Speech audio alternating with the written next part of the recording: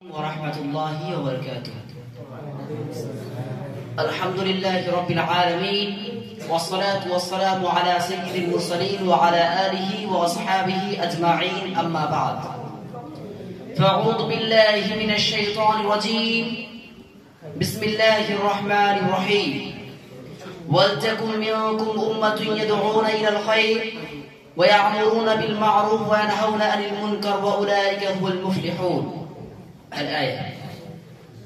শ্রদ্ধেয় সুসম্মানিত যোগ্যতম আজকের এই বাৎসরিক অনুষ্ঠানের বিচারক মণ্ডলী ও অনুষ্ঠান সঞ্চালক ভাইয়েরা এবং আমার সামনে উপবিষ্ট শ্রোতা মণ্ডলী, আজ আমি আপনাদের সম্মুখে যে বিষয়টিকে উপস্থাপন করব সেটি হচ্ছে সমাজ সংস্করণে আলেমদের ভূমিকা।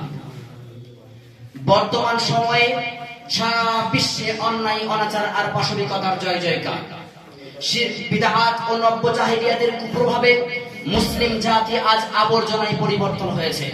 সুদ, ঘুষ, দুর্নীতি, খুন, ধর্ষণ, লুণ্ঠন, চুরি, ডাকাতি, অশ্লীলতা, বেহায়াপনা, মদ্যপান, হিংসা, বিদ্বেষ ইত্যাদি পাপাচারে পচন ধরেছে আজ মুসলিম সমাজ। আবার নারী সমাজ দেহ ব্যবসা ও নগ্নতাকে পেশা হিসেবে গ্রহণ করেছে। আজ মুসলিম সমাজ নিজেদের সভ্যতা সংস্কৃতিকে ভুলে গিয়ে গ্রহণ করেছে পশ্চাতের অসভ্যতা ও সংস্কৃতি। কেউ কেউ আবার সুবিধাবাদ, জিন্দাবাদ স্লোগানের ছায়াতলে ইসলামকে নিজেদের মতো করে মানতে শুরু করেছে। আজ মুসলিম জাতি বিভিন্ন দলে বিভক্ত হয়ে সমাজের মধ্যে ফিতনা ফাসাদ সৃষ্টি করেছে। প্রিয় শ্রোতা মণ্ডলী, এই অন্ধকার কলুষিত সমাজকে আলোর পথ দেখাতে মহান আল্লাহ তাবারক ওয়া তাআলা যুগে যুগে নবী রাসূলগণকে প্রেরণ করেছেন। তবে এই সিলসিলা আমাদের শেষ নবী মুহাম্মদ সাল্লাল্লাহু আলাইহি ওয়াসাল্লাম পর্যন্ত এসে বন্ধ হয়ে গেছে। তবে তিনি তার ওয়ারিসগণকে রেখে গেছেন, তার উত্তরাধিকারীগণকে রেখে গেছেন। তিনি বলেন, ইন্নাল উলামা ওয়ারাসাতুল আম্বিয়া, নিশ্চয়ই উলামারা হচ্ছে নবীগণের ওয়ারিস।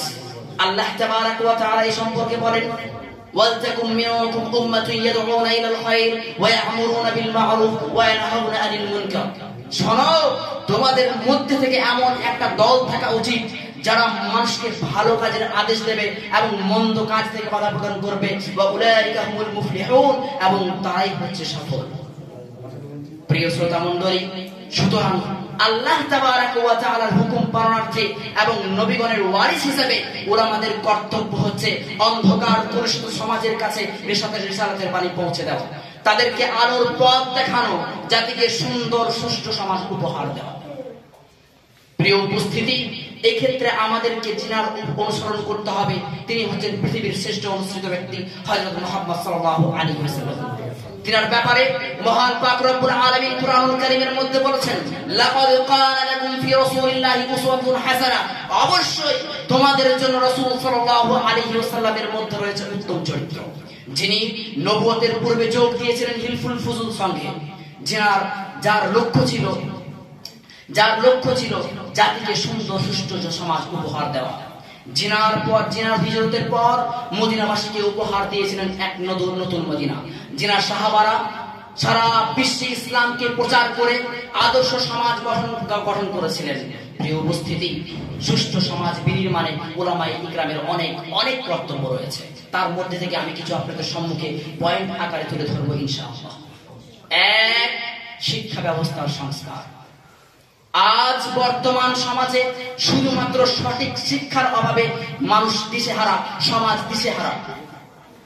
আজ আমাদের সমাজের মধ্যে কিছু শিক্ষা তো এমন রয়েছে যা মানুষকে আকাশে উঠতে শেখায়, যা মানুষকে পানির অতল গভীরতে শেখায়, যা মানুষকে হাওয়ার গতিতে চলতে শেখায়, কিন্তু এই আল্লাহর জমিনে মানুষকে মানুষের মতো চলতে শেখায় না।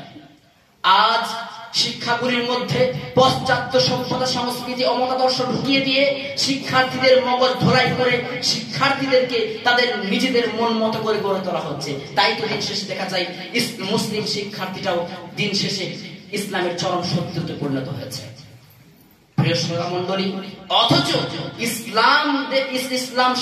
অথচ ইতিহাস সাক্ষী আছে। আজ থেকে 400 বছর পূর্বে ইতিহাস দেখলে আমরা জানতে পারবো যেই প্রতিষ্ঠান থেকে বের হয়েছে যাদের শ্রেষ্ঠ মুহাদ্দিস, সেই একই প্রতিষ্ঠান থেকে বের হয়েছে যাদের শ্রেষ্ঠ মুহাদ্দিস। তাহলে সমাজ সংস্করণ করতে গেলে আমাদেরকে ইসলামিক শিক্ষা ব্যবস্থার বিকল্প কোনো নেই। 2, ইসলামিক অর্থ ব্যবস্থা। এবার আল্লাহ তাবারাক ওয়া তাআলা কোরআন কারীমের মধ্যে বলেছেন, ইন্নামাল বাই'উ মিসলুর রিবা ওয়া আহাল্লাল্লাহুল বাই'a ওয়া হারামার রিবা। আল্লাহ তাবারাক ওয়া তাআলা বেচাকেনাকে হালাল করেছেন এবং সুদকে হারাম করেছেন। অথচ আমাদের সমাজের মধ্যে দৃষ্টিপাত করলে দেখা যায় আজ সমাজের মানুষ শুধুমাত্র সুদ ও ঘুষের সঙ্গে জড়িত। আজ জনগণের অনিচ্ছা সত্ত্বেও মানুষকে সুদ ঘুষের সঙ্গে লেনদেন করতে হয়। আবার ব্যাংকিং সিস্টেম এমন করেছে যেখানে সুদবিহীন লেনদেন অসম্ভব হয়ে পড়েছে। প্রিয় শ্রোতা মণ্ডলী, এবং আমাদেরকে সুষ্ঠু সমাজ বিনির্মাণ করতে হলে ইসলামিক অর্থ ব্যবস্থার অনেক অনেক প্রয়োজন আছে। পরিশেষে আল্লাহ তাবারাক ওয়া তাআলার কাছে দোয়া করি, হে আল্লাহ, আমরা যেন সৎ কাজের আদেশ এবং অসৎ কাজ থেকে বাধা প্রদান করতে পারি। ওয়া মা তাওফীক ইল্লা বিল্লাহ। আমিন। আসসালামু আলাইকুম।